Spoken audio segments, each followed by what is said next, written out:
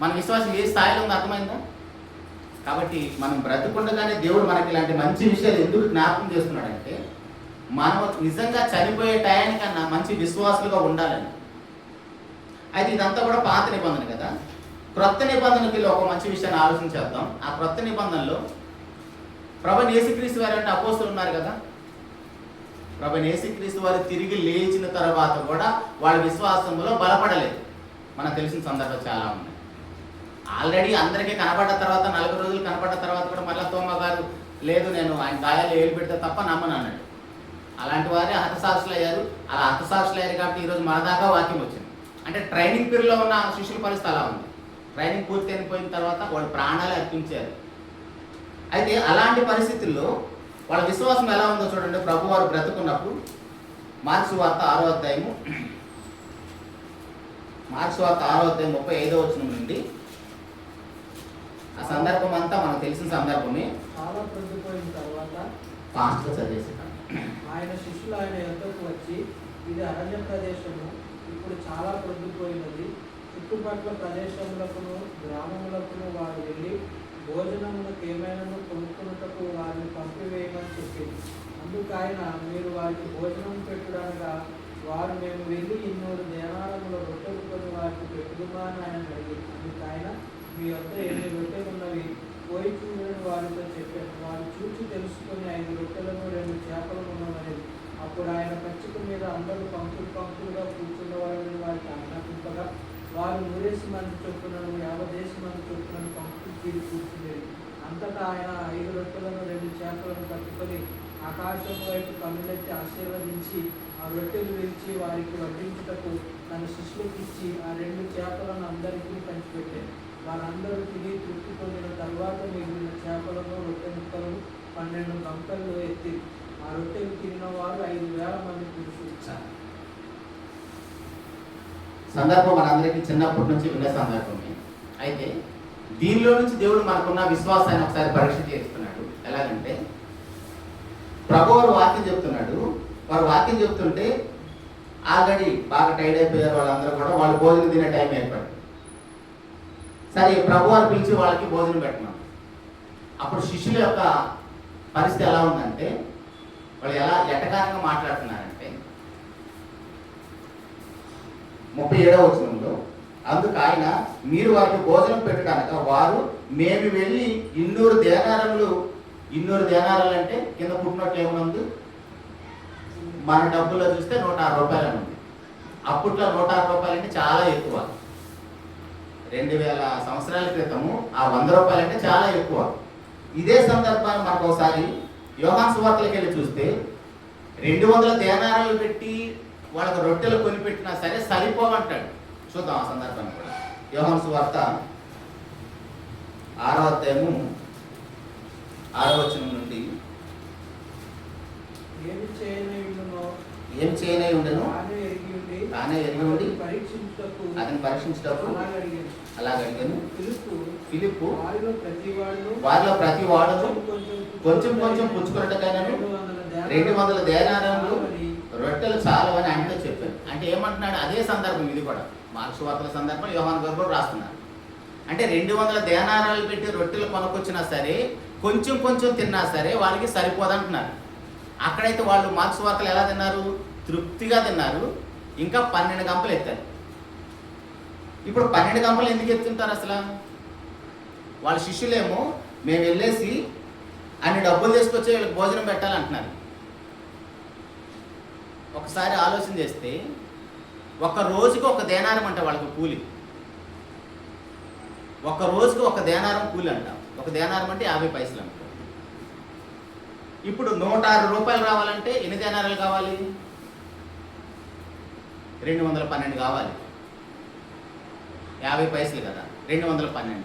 ఇప్పుడు ఆ 212 సంపాదించాలంటే వాళ్ళు ఎన్ని రోజులు పనిచేయాలి? సుమారుగా 7 నెలలు పనిచేయాలి. రోజుకు 1 దేనారమే కదా. రోజుకు 1 దేనారం అయినప్పుడు వాళ్ళ 106 రూపాయలు సంపాదించాలంటే సుమారుగా 7 నెలలు పనిచేయాలి. అందుకే శిష్యులు అంత ఆశ్చర్యపోయి ఎటకారంగా 200 దేనారం తీసుకొచ్చినా సరే వీరికి మేము ఎలా పెడతామంటారు. పోనీ ప్రభువైన యేసుక్రీస్తు వారు మనుషుల అంతరంగం అంతా ఎరిగినవాడు కదా. ఫిలిప్పుతో ఏమన్నాడు? మనం ఇప్పుడు చదివే యోహాను సువార్తలో వారి అంతరంగం ఏంటో తెలుసుకోవటం కోసం ఆ ప్రశ్న అడిగాడు. ఆ ఏదైతే దేవుడు ఎక్స్పెక్ట్ చేశాడో, ఏదైతే వాళ్ళ హృదయంలో అది బయట పెట్టాడు. మనకు కూడా ఇప్పుడు బుద్ధి రావటానికి 200 దేనాలు తీసుకొచ్చినా సరే వాళ్ళు కొంచెం కొంచెం తినడానికి కూడా సరిపోదు అనేది వాళ్ళ అంతరంగం, అందరి హృదయాల్లో. ఒకసారి ప్రాక్టికల్ ఆలోచన చేయండి. అందరిని పంక్తులుగా కూర్చోబెట్టారండి. 50 మంది ఒక వరుస, 100 మంది ఒక వరుస, 5,000 మంది పురుషులే. మామూలుగా మీటింగ్లు చర్చిల కంటే ఎవరు ఎక్కువ మంది వస్తారు? స్త్రీలు ఎక్కువ మంది వస్తారు. స్త్రీలతో పాటు వాళ్ళ బిడ్డలు తీసుకొని వస్తారు. ఇప్పుడు పురుషులు 5,000 మంది ఉన్నారంటే వాళ్ళ సెక్షన్ వేరుగా పెట్టారేమో. ఈ పురుషులు 50 మంది ఒక వరుస, 100 మంది ఒక వరుస, అలా 200 వరుసలు కూర్చున్నారు. అలా 200 వరుసలు కూర్చున్నప్పుడు అక్కడ చూస్తేనేమో వంట వాసన ఏమి రావట్లేదు, వంటలు కనపట్లేదు, దేశాలు కనపట్లేదు. అంటే ప్రాక్టికల్ ఆలోచన చేయండి అంటున్నాను. అంటే మనం దేవుడి మీద విశ్వాసం ఉంచటానికి చివరి క్షణం వరకు ఏ ఆధారం కనపడదు దేవుడి మీద మనం విశ్వాసం ఉంచడానికి. ఇప్పుడు కూర్చున్న వాళ్ళందరూ కూడా ఏం ఎక్స్పెక్ట్ చేసి ఉండొచ్చు? అరే చక్కగా కూర్చుంటున్నాం, ఇంతమంది ఉన్నాము, ఇక్కడ ఏం కనపట్టలేదు, ఇవన్నీ ఆలోచించుకుంటారా లేదా? పోనీ మళ్ళా బఫెట్ పెట్టారా? వరుసని వెళ్తా ఉంటే అందరిని ముందు కూర్చోబెట్టారు ప్రశాంతంగా. 200 వరుసలు కూర్చున్నారు. అందరూ కూర్చున్న వాళ్ళు ఖాళీగా ఉంటారా? దాని గురించి మాట్లాడుకుంటూ ఉంటారు కదా. చక్కగా ఇప్పుడైతే ఇంతసేపు దేవుడు వాక్యం చెప్పాడు, మనకి ఏం భోజనం పెడుతున్నారు, ఏం వాసన రావట్లేదు, ఏం అడావుడు ఏం లేదు. ఓహో ఆల్రెడీ ముందే ఏమన్నా బయట ఏమైనా ఆర్డర్ ఇచ్చారేమో, క్యాటరింగ్ వస్తుందేమో అని అలా అనుకుంటారా లేదా? మనం అనుకున్నట్టుగా మనం అప్పుడప్పుడు వంట చేయడానికి ఇబ్బంది అనుకున్నప్పుడు నేను శ్రీరామ్ నగర్లో అదే చెప్పేవాడిని. చక్కగా మగవాళ్ళు ఏం చేస్తాం, అన్ని తీసుకొచ్చి ఆడ పడేస్తాం. పాపం ఆడవాళ్ళు కష్టపడి వాటిని కోసి వండి మరలా ఇంటికి వెళ్ళి మళ్ళీ రెడీ త్వరగా రావాలి. కాబట్టి అసలు ఆ సెక్షనే తీసేసానండి శ్రీరామ్ నగర్లో. అసలు వంట చేయొద్దు, చక్కగా బయట నుంచి ఆర్డర్ తెప్పిద్దాం, మనమేమో ప్రశాంతంగా ఉంటున్నాం, వాళ్ళేమో మళ్ళీ అంత కష్టపడుతున్నారని ఆ సెక్షన్ తీసేసి. మరి అలాంటి పరిస్థితి ఏమీ లేనప్పుడు వాళ్ళు ఎన్నో ఆలోచన చేస్తుంటారు. ఇక్కడ వీళ్ళు చూస్తే, శిష్యులు చూస్తే ఏమంటున్నారంటే, మేము వెళ్ళి బయటకు వెళ్ళేసి 200 డబ్బులు తీసుకొచ్చి పెట్టినా సరే వాళ్ళు కొంచెం కొంచెం తినడానికి కూడా సరిపోదు అంటున్నారు. అప్పుడు ప్రభువారు మీ దగ్గర ఏముందని పిలిస్తే 5 రొట్లు 2 చిన్న చేపలు. వాళ్ళ తల్లిగారు ఎవరు ఆ బిడ్డ కోసం తీసుకొని వచ్చినట్టు ఉంది. అవి తీసుకుని అంటాను. అది తీసుకొని రమ్మన్నప్పుడు అది తీసుకొని ఆకాశం వైపు కన్నులెత్తి దేవునికి కృతజ్ఞతాస్తుతులు చెల్లించి విరిచి వడ్డిస్తున్నాడు. ఆ 40 సంవత్సరాలు మనకంటే ముందు, వారికంటే ముందు ఇశ్రాయేలు జనాంగాన్ని పోషించింది ఎక్కడి నుంచి? అదే ఆకాశ ఆహారం నుంచి. అవి ఏవి గుర్తులే వాళ్ళకి. ఆ జనాంగమే కదా, వారి జనరేషనే కదా వాళ్ళంతా కూడా. ఆల్రెడీ న్యాయాధిపతులకు వెళ్తే న్యాయాధిపతుల గ్రంథం 2వ అధ్యాయం 10వ వచనం చూస్తేనే యెహోవానైను యెహోవా వారు చేసిన కార్యములను ఎరుగని తరం వచ్చేసిందంట. వాళ్ళ పరిస్థితి అప్పటికే అలాగే అయిపోతే ఇప్పుడు యేసుప్రభు కాలానికి వచ్చేటప్పుడు అసలు అన్ని విషయాలు మర్చిపోయారు. మరలా జ్ఞాపకం చేశాడు, మీ పితరుల్ని ఏ అరణ్యంలో 40 సంవత్సరాలు ఏ ఆహారం నుంచి పోషించాను ఆ ఆహారాన్ని వాళ్ళకి పంచిపెట్టాడు. 5 రొట్లు 2 చేపలు. అక్కడ శిష్యులకు కానీ చూస్తున్న వారికి కానీ ఆహార విషయంలో ఏదైనా నిరీక్షణ ఉందా? ఎలాంటి నిరీక్షణకు ఆధారం లేనప్పుడు నమ్మిందే విశ్వాసం అంటే. అదే నీతిగా ఎంచబడుతుంది. సరే శిష్యులు ఇంతగా ఎటకారంగా మాట్లాడారు కదా, 200 దేనాలు తెచ్చినా సరే సరిపోదని. అందుకే వాళ్ళందరిని ఎత్తిన తలా ఒక గంప పెట్టి పంపించాడు. 12 గంపలు ఎందుకు ఎత్తాలి? ఆ ముక్కలన్నీ 12 గంపలు ఎందుకు ఎత్తాలి? ఎవరైతే ఎటకారంగా మాట్లాడారో ప్రభుని తలా ఒక ఎత్తిన గంప పెట్టేసి ఒక వారం రోజులు తినమని పంపించాడు. అదేం లేదు, సందర్భం అలా ఉంది కాబట్టి చెప్తున్నాను. అంటే దేవుడు ఎక్కడ ఏది చెప్పినా సరే నిజంగా మన దేవుడి మీద నమ్మకం ఉంటే ఎక్కడా కూడా మనం తప్పిపోవడానికి అవకాశం లేదు. ఎందుకంటే మనుషులుగా మనకి బోళ్ళని తప్పుడు ఆలోచనలు వస్తాయి. మనుషులుగా మనం ఎంతసేపు ఆలోచన చేసినా మనిషిలాగానే ఆలోచన చేస్తాం. నువ్వు ఎంతసేపు ఆలోచన చేసినా మనిషిలాగానే ఆలోచన చేస్తాం. ఎందుకంటే పాడైపోయిన సమాజంలో ఉన్న మన బుర్ర కూడా చాలా చిన్నది. మన మేధస్సు ఎంత చదివినా సరే మన మేధస్సు మనిషిలాగానే ఆలోచించగలుగుతాం. మనం దేవుని స్థాయిలో ఆలోచించాలంటే దేవుడు మన కోసం ఏమి చేశాడో మనం ఇందాక మాట్లాడుకున్నాం. మనం ఏమి చేసినా నీతిమంతులుగా తీర్చబడినప్పుడు దేవుడు ఏమి చేశాడో వాటిని మనం గుర్తిస్తే నీతిమంతులుగా మనం తయారవుతాం. మనం చేసిన దానికి నీతిమంతులుగా దేవుడు మనం తీర్చాడు. కానీ దేవుడు మన కోసం ఏమి చేశాడో దాన్ని మనం గుర్తిస్తే, దాని మీద మనం విశ్వాసం ఉంచితే అప్పుడు మనం నీతిమంతులుగా తీర్చబడతాం. చాలామంది మేధావులు ఇప్పుడు ఐఏఎస్ చదువుకున్న వాళ్ళు కూడా జయప్రకాష్ నారాయణ లాంటి వాళ్ళు మొదటి పేజీనే తప్పు పట్టారు. వాళ్ళకున్న చదువు ఏది కూడా బైబిల్ వాళ్ళకి అర్థం కాలేదు. ఎందుకంటే వాళ్ళు ఎంత చదువుకున్నా సరే ఐపీఎస్ కానీ ఐఏఎస్ కానీ ఆ యూపీఎస్సీ ఎగ్జామ్స్ అనేది అన్నిటికంటే పెద్ద చదువు కదా. అంటే అంత చదువుకున్నా సరే బైబిల్లో మొదటి పేజీ కూడా అర్థం కాదంటే అర్థం కాదు. ఎందుకంటే ఇక్కడికి వచ్చి ఎలా కూర్చొని చదవాలంటే, నాయన నాకేమీ తెలియదు, మనకున్న స్టేటస్, మనకున్న చదువు, డబ్బు, అధికారం అన్ని పక్కన పెట్టేసి ఆయన దగ్గర ఒక స్టూడెంట్ లాగా కూర్చుంటే దేవుడు మనకి నేర్పిస్తాడు. అట్లా కాకుండా మనకున్న అధికారంతో, మనకున్న గొప్పతోటి, మనకున్న సర్టిఫికెట్లతోటి మనం బైబిల్ చదివితే ఒక్క ముక్క కూడా అర్థం కాదు. మనమేమనుకుంటే అన్ని పుస్తకాల్లో బైబిలే కదా, ఏవో చిన్నప్పటి నుంచి చదువుతున్నామని స్పీడ్గా చదివేస్తూ ఉంటాం. కానీ ఎన్నిసార్లు చదివినా ఆ మాటలు మనకు అర్థం కావట్లేదంటే మనము వినయ విధేయతలతో బైబిల్ చదవటం లేదు. అలా చదివితే ఖచ్చితంగా ఆ వాక్యం మన హృదయంలో నాటబడుతుంది. అప్పుడు ఆ వాక్యం ద్వారా మనకు ఫలం వస్తుంది. అదే కదా 119వ కీర్తనలో 11వ వచనంలోన భక్తుడు మాట్లాడతాడు, మన హృదయంలో ఇంత వాక్యం వింటున్నాం కదా, ఎందుకు మన హృదయంలో ఉండలేదు అది?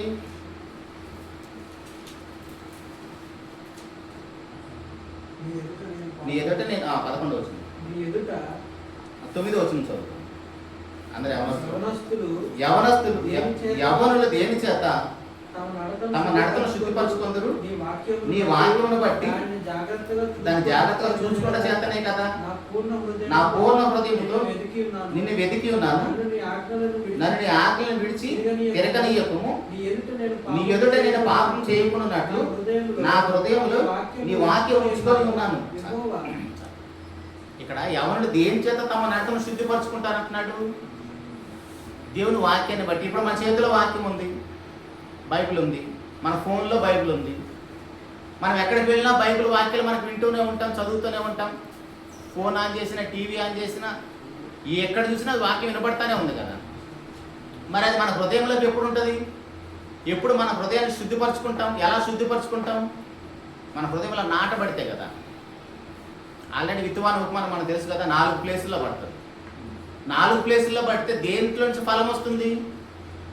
మంచి నేలలో పడితే. ఇప్పుడు మంచి నేల అది ఎలా అయింది? మంచి నేల స్టూడెంట్ లాగా కూర్చొని విన్నారు. స్టూడెంట్స్ ఎలాగైతే కూర్చొని జాగ్రత్తగా వింటారు, అట్లా కాకుండా స్టూడెంట్స్కి మనకి ఆటోమేటిక్గా 10th క్లాస్ అయిపోయిన తర్వాత ఇంటర్మీడియట్కి వెళ్ళిపోవాలని మనకు రెక్కలు వచ్చేస్తాయి. లెక్చరర్స్ మీద మనం జోకులు వేస్తాం, ఆటోమేటిక్గా ఇంటర్మీడియట్ తప్పేస్తాం. అందరి పరిస్థితి అలాగనే ఉంటుంది. కానీ 10th క్లాస్ వాళ్ళే అక్కడ కూడా ఇంటర్మీడియట్కి వెళ్ళిన తర్వాత కూడా బుద్ధిగా చదివేవాళ్ళు చక్కగా మంచి ర్యాంకులు వస్తాయి. అలాగనే వాక్యం దగ్గర మనం వచ్చినప్పుడు ఖచ్చితంగా భయభక్తులతో, శ్రద్ధాశక్తులతో తండ్రి అయిన దేవుడు మాట్లాడుతున్నాడు. దేవుడు మాట్లాడుతున్న మాట ఇది. బైబిల్లో రాయబడిన ప్రతి మాట దేవుడు మాట్లాడుతున్న మాట. మనం అంతకుముందు మాట్లాడుకున్నాం, పాపం అనే విషయాన్ని మాట్లాడుకున్నప్పుడు దేవుడు కలుగును కాకంటే ఇంత మహా సృష్టి వచ్చేసింది. అదే మాట మనం చదివే ప్రతి మాట కూడా, బైబిల్లో రాయబడిన లేఖనాలన్నీ కూడా దేవుని మాట.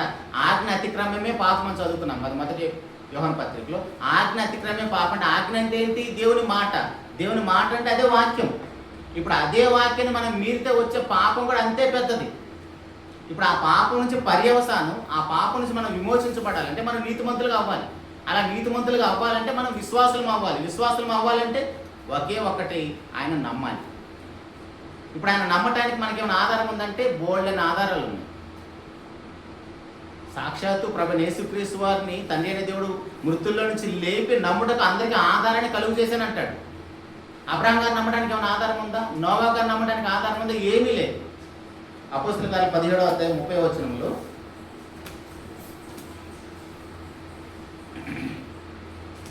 అపోస్తలుల కార్యాలు 17వ అధ్యాయము 31వ వచనంలో, ఎందుకనగా తాను నియమించిన మనుషుని చేత నీతిని అనుసరించి భూలోకమునకు తీర్పు తీర్చబోయేది ఒక దినమును నిర్ణయించి ఉన్నాడు. మృతుల్లో నుండి ఆయన లేపినందున దీన్ని నమ్ముటకు అందరికీ ఆధారం కలుగు చేశాను. దేనిని బట్టి తీర్పు? నీతిని బట్టి. ఇప్పుడు నీతి ఎలా వచ్చింది అబ్రహాం గారికి? నమ్మాడు అంతే, ఏం చేయలేదు, జస్ట్ నమ్మాడు. ఎలా నమ్మాడు? అంత మనం నమ్ముకున్నంత ఈజీగానే ఉందా? ఇప్పుడు మనం కూడా, మనమనే కాదు, ప్రతి సంఘంలో, ప్రతి చర్చిలో అందరూ దేవుని నమ్ముకునే వస్తారు. ఏమి నమ్మారో ఎలా నమ్మారో తెలియదు, ఏదో ఒక కారణాలను బట్టి నమ్మి ఉండొచ్చు. కానీ వచ్చిన తర్వాత అక్కడ సరైన విశ్వాసం అంటే ఏంటో, నీతి అంటే ఏంటో మనం అర్థం చేసుకోవాలి. మనకు లోకంలో ఉన్నప్పుడు ఈయన నిజమైన దేవుడు అని, ఈయన దగ్గరికి వెళ్తే మన అవసరాలను తీర్చబడతాయని ఎవరో ఏదో చెప్పి ఉండొచ్చు. దానికోసం వచ్చిన తర్వాత అయినా సరే ఖచ్చితంగా మనము దేవుడి గురించి పూర్తిగా తెలుసుకోవడానికి ప్రతిరోజు బైబిల్ చదవాలి. ఇప్పుడు మామూలుగా మనం చర్చిలో 1 గంట వింటాం, లేదా బైబిల్ క్లాస్ 1 గంట వింటాం. తర్వాత మిగిలిన 24 గంటలు దేంట్లో ఉంటాం, లోకంలోనే ఉంటున్నాం కదా. సో ఇప్పుడు మన హృదయంలో వాక్యం నాటబడాలంటే ఇప్పుడు పశువులు ఉంటాయి, మనకు తెలుసు ఊళ్ళో. పశువులు పగలంతా కూడా ఆ గడ్డి మేసి వచ్చి, మేత మేసి వచ్చి ఇంటికి వచ్చిన తర్వాత ఏం చేస్తాయి, నెమరు వేస్తూ ఉంటున్నాయి. ఇప్పుడు అదేవిధంగా మనం వారానికి సరిపడా వాక్యం వింటామా? వారం మొత్తం వాక్యం వింటే అదే మన హృదయంలో తిరుగుతూ ఉంటుంది. మనం ఇప్పుడు 1 గంట, ఆదివారం 1 గంట, లేదా గృహకూడికలు 1 గంట, ఇలా 2-3 గంటలు వింటే మిగిలిన పరిస్థితి అంతా ఇంటి వారం మొత్తానికి వాక్యం సరిపోదు కదా. సో ఇప్పుడు ఉదయం నుంచి సాయంత్రం వరకు వాక్యం మన హృదయంలో ఉండాలంటే వ్యక్తిగతంగా మనం బైబిల్ చదవాలి. ఎప్పుడు సేవకులు చెప్పేదే కాకుండా, ఇంట్లో తల్లిదండ్రులు చెప్పేదే కాకుండా వ్యక్తిగతంగా మనం కూడా ప్రతిరోజు కనీసం 1 గంటన్న కేటాయించుకుంటే బైబిల్ చదవడానికి, అప్పుడు మన హృదయంలో నాటబడుతుంది. అట్లా కాకుండా మనం వినేసి వదిలేసాం అనుకోండి, ఒక మాట వినటం చాలా ఈజీ, విన్నదాన్ని ఈజీగా మర్చిపోతాం. అదే మనం చదువుతున్నామంటే మన హృదయంలో అది బాగా రికార్డ్ అవుతుంది. చదివింది మనం రాస్తూ ఉన్నాం అనుకోండి, ఇంకా గుర్తుంటుంది. ఇప్పుడు నేను ఏదైతే చెప్పాలనుకుంటున్నాను ఇంటి దగ్గర ప్రిపేర్ అయిన తర్వాత మళ్ళీ నోట్స్ రాసుకుంటాను. నోట్స్ రాసుకుంటే ఏంటంటే ఆటోమేటిక్గా ఫీడ్ అయిపోతుంది. సో ఇప్పుడు మనం ఏం చేస్తున్నాం, వినేటప్పుడు చక్కగా వింటాం అంతే. విన్నదాన్ని మనం రాసుకొని లేదా దాన్ని రికార్డింగ్ పెట్టుకొని మరలా ఇంటికి వెళ్ళిన దాన్ని మరలా ధ్యానించామనుకోండి, ఖచ్చితంగా ఫీడ్ అయిపోతుంది. ఎందుకంటే ఆఫ్టర్ ఆల్ మనం సర్టిఫికేట్ కోసమే ఎంత ప్రయాసపడతాం. కాఫీలు టీలు పెట్టుకొని కూడా కష్టపడి చదువుతాం, మంచి ర్యాంకులు సంపాదిస్తాం. అంత చదువుకున్న తర్వాత అవన్నీ కూడా సమాధి వరకు ఉపయోగపడుతున్న సర్టిఫికేట్. కానీ ఇది మనం చదివితే మళ్ళీ పరలోకానికి చేరుస్తుంది కదా. మరి దీనికోసం మనం 1 గంటన కేటాయించకపోతే ఎలా? మన సర్టిఫికేట్లన్నీ కూడా సమాధిలో వేసేస్తున్నారు. మళ్ళీ ఆ సమాధిలో పెట్టేటప్పుడు ఆ ఉద్యోగాలు కానీ, ఆ సర్టిఫికేట్లు కానీ, ఆ ధనాన్ని కానీ, మన కోట్లు కానీ సమస్తాన్ని తీసుకొచ్చి ఆడ పడేస్తానికి వీడితో మాకు ఎలాంటి సంబంధం లేదని. అన్ని సమాధులు వేసుకోవడానికి అంత కష్టపడ్డ చదివిన మన పరలోకానికి చేర్చే వాక్యాన్ని చదవకపోతే ఎలా? కాబట్టి ప్రభునందు ప్రియమని దేవుని వాళ్ళరా 2 సందర్భాలు చూసాం. ఆ 2 సందర్భాలు ఏంటంటే, అబ్రహాం గారి విశ్వాసం కానీ, ఆయనకి ఎలాంటి నిరీక్షణకు ఆధారం లేనప్పుడు ఎంత గట్టిగా నమ్మాడో చూడండి. క్రైస్తవులది గుడ్డి విశ్వాసం అండి అని చాలామంది బయట మాట్లాడుతూ ఉంటారు.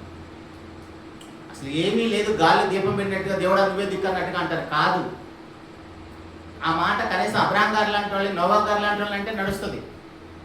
ఎందుకంటే మనం నమ్మడానికి అన్ని ఆధారాలు ఉన్నాయి. ఆది కాడి నుంచి అన్ని ఆధారాలే ఉన్నాయి మనకి. ఒక భక్తుడి జీవితాల్లో మనం ముందు పెట్టి దేవుడు ఇదిగో వేళను బట్టి అన్నా బ్రతకని అంటున్నాడు. ఆ ఎగ్రీ పత్రిక 11వ అధ్యాయం మొత్తం కూడా విశ్వాస వీరులే ఉంటారు కదా. వాళ్ళందరూ ముగించుకొని వచ్చిన తర్వాత 12వ అధ్యాయం మొదటి వచనానికి వచ్చి ఏమంటాడు, ఇంత గొప్ప సాక్షి సమూహం మేఘం వల్ల మమ్మల్ని అందరినీ ఆవరించి ఉన్నందున అయినా సరే మీరు విశ్వాసులుగా ఉండలేకపోతున్నారు అంటున్నాడు. ఎందుకు వాళ్ళందరి జీవితాలు తీసుకొచ్చి పెట్టాడు అంటే, వాళ్ళందరి జీవితాలు కనీసం ఒక్కరిలాగా బ్రతికినా మనం నీతిమంతులుగా తీర్చబడతామని. వాళ్ళందరిని పెట్టిన తర్వాత కూడా మళ్ళీ లాస్ట్లో వాళ్ళందరిని పక్కన పెట్టేయండి. ఎందుకంటే మనుషులుగా మనం ఏం ఆలోచన చేస్తామంటే, ఈయన బాగానే వాక్యం చెప్తాడు కానీ పలానా విషయంలో తప్పిపోయాడు అంటాం. ఎందుకంటే మనుషులుగా మనకున్న నైజం అలాంటిది, మనకున్న బలహీనత. ఎందుకంటే మనం తప్పించుకోవడానికి, ఆ తప్పు మన మీద వేసుకోకుండా అక్కడ నుంచి తప్పించుకోవడానికి, ఎస్కేప్ అవడానికి అలా ఆలోచన చేస్తాం. అందుకే వెంటనే 12వ అధ్యాయంలో ఎవరిని తీసుకొచ్చి పెడతాడు? వీళ్ళంతా విశ్వాస వీరులైతే విశ్వాసానికి కర్తను తీసుకొచ్చి పెట్టాడు, ఎబ్రీ గంధ కర్త. ఆ మాట చదువుకొని ముగించుకుందాం. ఎబ్రీలకు రాసిన పత్రిక 12వ అధ్యాయం మొదటి వచనం.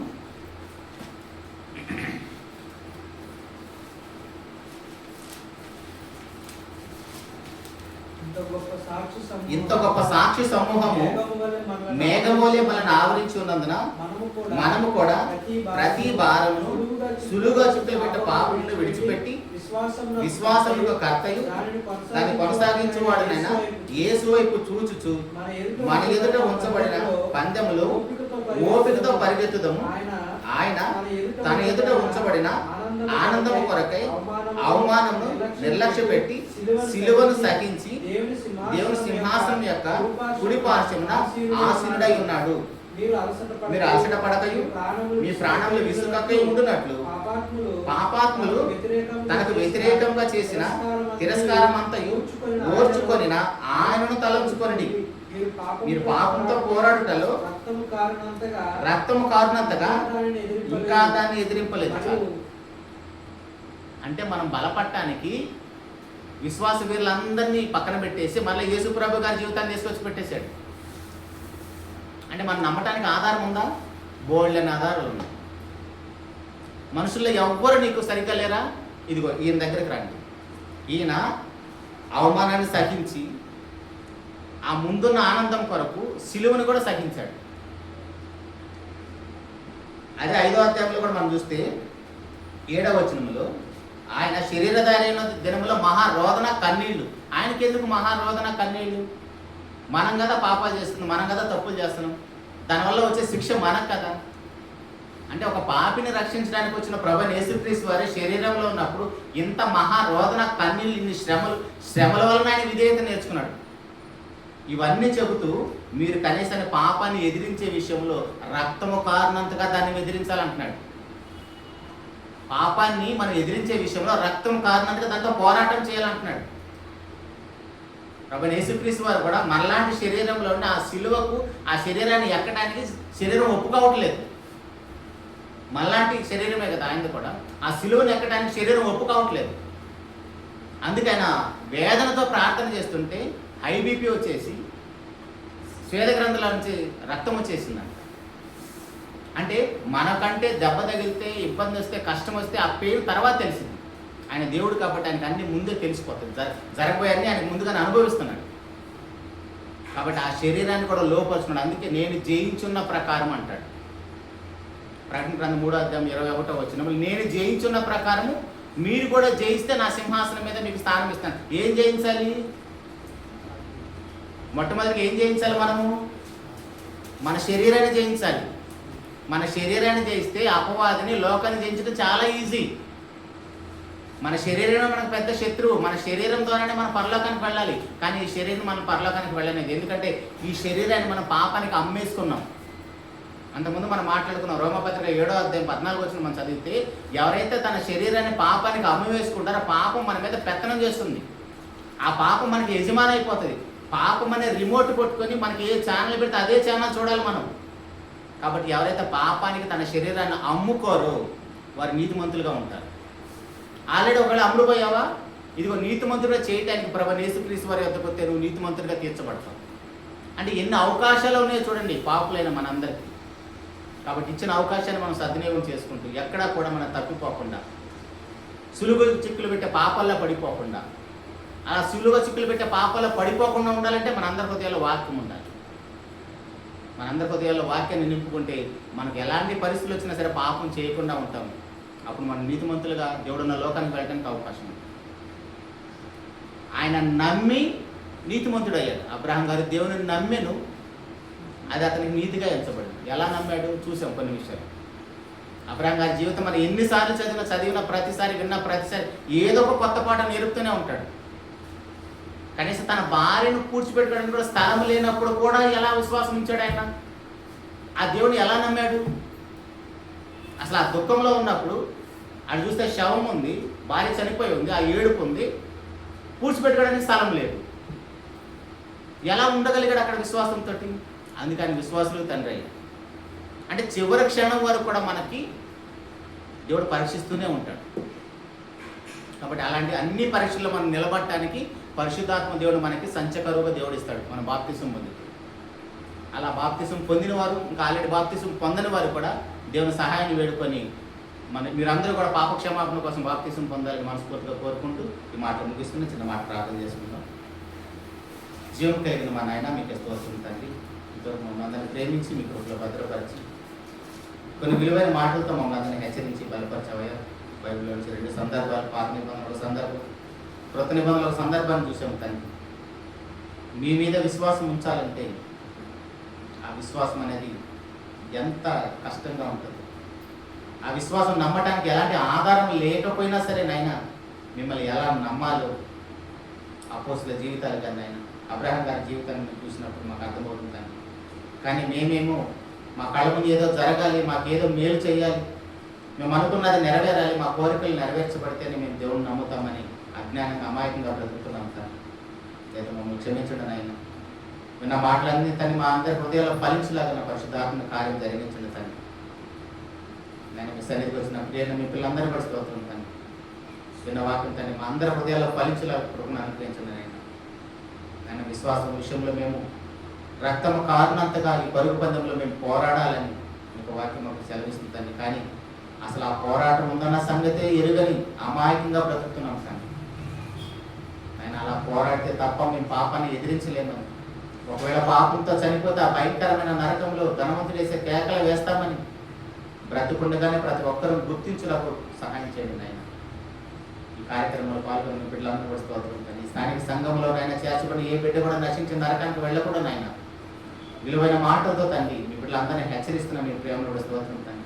రాలేకపోయిన వారిని మీరు జ్ఞాపకం చేసుకున్నాను. మీ చిత్తమైతే మరొకసారి వచ్చి ఇలాంటి విలువైన మాటలు విని వారందరి హృదయంలో కూడా వారితో నాటబడిలో సహాయం చేయండి. నేను సంఘాన్ని కాయటం మీరు ఏర్పాటు చేసిన సంఘ పెద్దలందరూ బట్టి కూడా స్తోత్రం తండ్రి. సంఘ కాపరిగా ఉన్న అన్నగారిని బట్టి స్తోత్రం తండ్రి. సంఘాన్ని తండ్రి వాక్యంలో అంతకంతకు తండ్రి అభివృద్ధి చెందిస్తూ తండ్రి మీ బిడ్డలకు అవసరమైన ఆహారాన్ని అందిస్తూ తండ్రి ఆత్మసమైన ఆహారంతో తండ్రి మీ బిడ్డలందరూ బలపరుచులా కృపను అనుగ్రహించమని అలుపుడైన నాకు తండ్రి మీ బిడ్డలతో మీ మాటలు పంచుకోవాల్సిన భాగ్యాన్ని బట్టి స్తోత్రాలు చెల్లించుకుంటాను. ఆయన విషిత్తమైతే ప్రభు రాకడ ఆలస్యమైతే మీ యొక్క శరీరాలు ఉంటుందండి. మరోసారి విధంగా కలుసుకుని విలువైన మాటలతో మీ చేత హెచ్చరించబట్టు కృపను అనుగ్రహించమని సమస్త మహిమకంత ప్రభావం మీకు ఆరోపిస్తుంది. ఇక ప్రియ కుమారుడు మా ప్రభువు యేసుక్రీస్తు వారి పరిశుద్ధమైన నామంలో ప్రార్థించి అడిగి పొందుకొని ఉన్నాము తండ్రి.